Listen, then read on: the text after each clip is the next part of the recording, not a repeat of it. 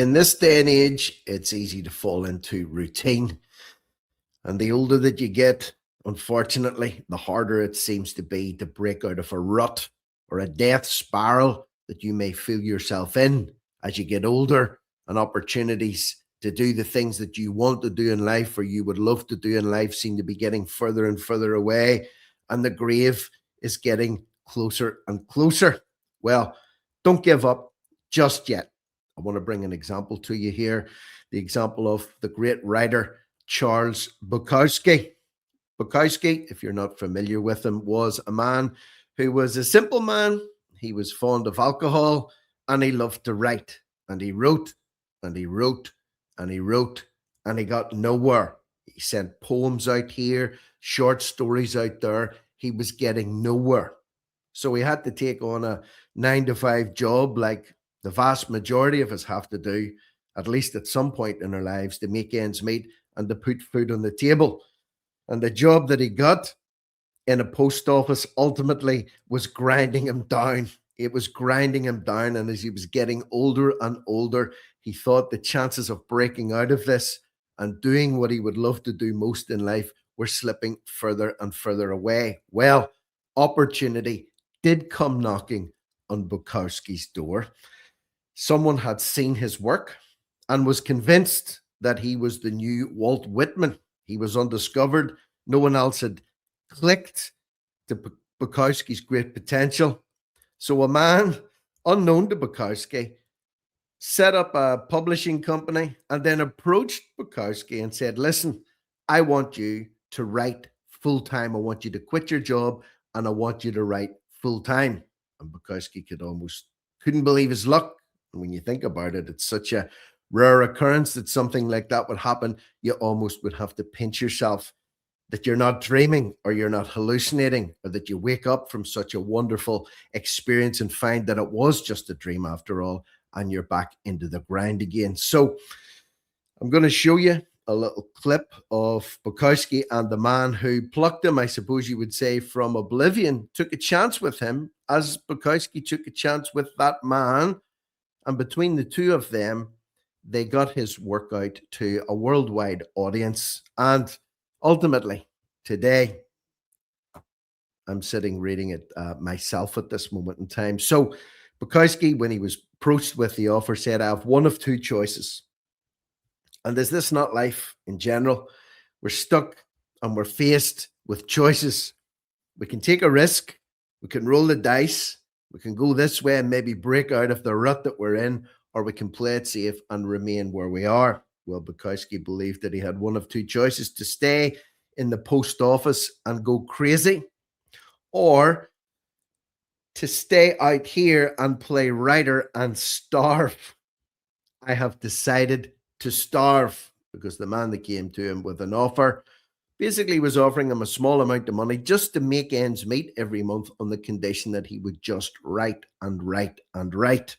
So Bukowski decided to take the chance. Let's look at this little video clip now, where Bukowski explains his reasoning and explains the offer that was given to him and the man that approached him, what his thinking was too.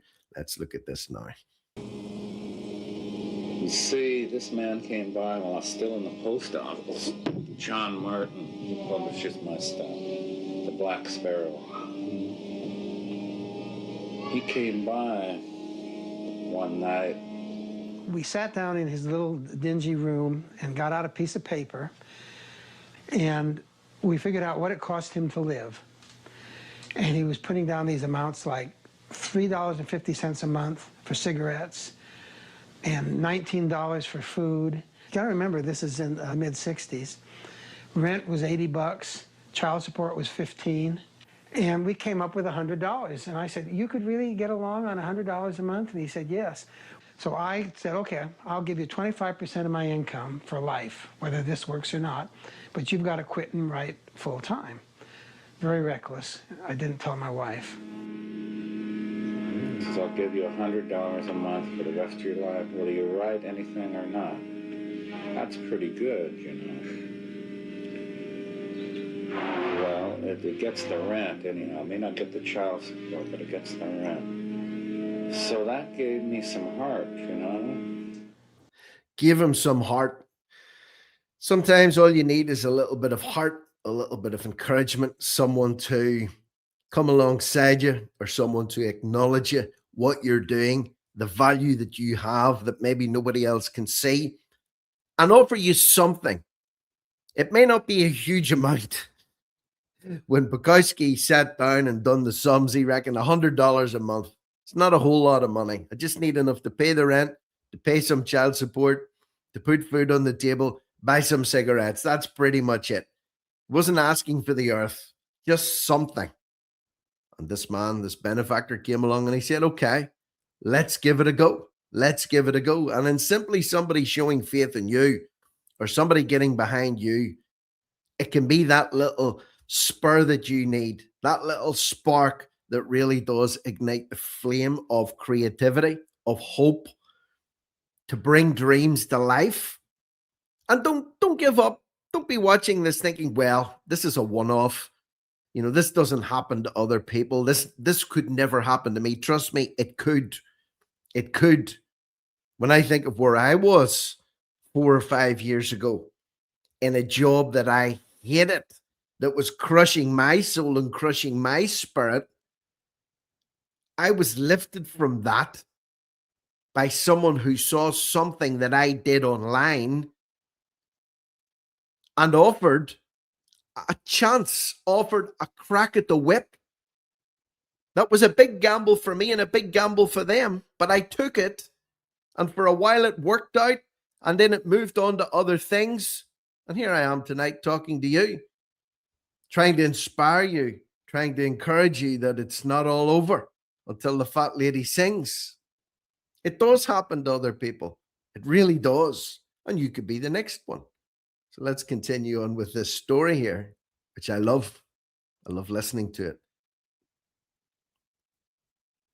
But didn't you feel kind of odd, like casting your fate with this guy who's this hard drinking kind of wild man? No, because that was all overridden by the fact of who he really was, not the distorted part of him, but what he really stood for and what made him important. I mean, the first time I read him, I said, my God, this is today's Whitman. This is the man of the street writing for the people in the street. And when you get an opportunity, whether you're a banker or a hold-up man, you go for it. And there was Bukowski, and I thought, if this guy will commit his future work to me, that'll start me off. I said to him at the end of 1969, I know you're a poet, and that's what I'm planning to publish, and that's why I'm starting Black Sparrow Press, to publish your poetry. But if you ever could write a novel, that would be really great, because novels sell a lot better than books of poetry. But never thinking that he could or would. So he started work for me, $100 a month, on January 2nd, 1970. And he called me around the 25th of January and said, in kind of a low-key way, come and pick it up. I said, well, pick up what? And he said, my novel. You said to write a novel. And I said, how could you write a novel in 3 or 4 weeks? And he said, fear. I sold that collection to the University of California in Santa Barbara for $50,000. They were all first editions. This is back in the mid-'60s, and $50,000 was $50,000.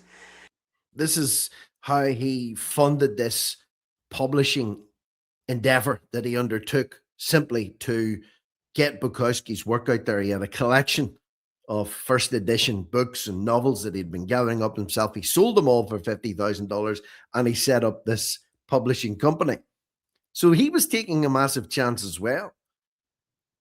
Because if this endeavor didn't work out for him, then both he and Bukowski would be back in the gutter, as it were. But sometimes the desire and the urge and the belief overrides the fear of going back into the gutter. And in fact, it was fear, Bukowski said himself, was what drove him to write his first novel in 3 weeks. He didn't want to go back to where he had just came from. That was his driving force. And that's what I started with. And after about 2 years or 3 years, because I wasn't working, had no other income, I got down to $500. And I thought, well, it's back to work. This has been a great run, but it's over. And then that week, for the first time, more money came in than went out. And at that point, Bukowski and I were on our way. You know, it usually does come right down to the wire also. Give it 2 years, the $50,000 was working its way out, it was being eroded. And then finally, when this landed, with 2 weeks to spare, more money came in than went out for the first time since he set up his publishing company. So anyway, maybe you're faced with two choices tonight. Maybe you just like a good story like this, an inspirational story. But if you've got to the end of your tether, if you've come to the end of the road and you feel like you're losing your mind and an opportunity does present itself, and remember, opportunity doesn't always hang around. And if you don't take it, somebody else will. Maybe it's worth a roll of the dice, a roll of the bones, or a leap of faith. No risk, no reward. So if you like this story, you want to hear more content like this, please consider subscribing to the channel Volition. My name is Rick Munn. And leave me a comment below. Let me know what you think. Share the video, hit the share button, cut and paste the link, send it out to people you think might benefit from hearing it. Subscribe and hit the notification bell. For now, I am Rick Munn. This is Volition. I am over and out.